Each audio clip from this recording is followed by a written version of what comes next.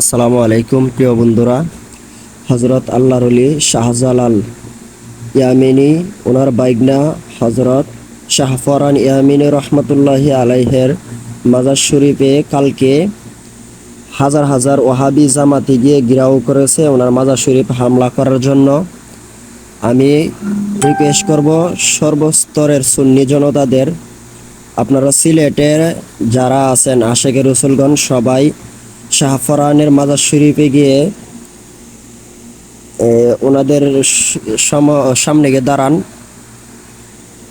এই জালেমদের বিরুদ্ধে দাঁড়ান। এদেরকে প্রতিরোধ করতে হবে আমাদের। জালেমের গোষ্ঠী আল্লাহর ওলি শাহফরানের মাজার শরীফকে ভাঙার জন্য গেছে।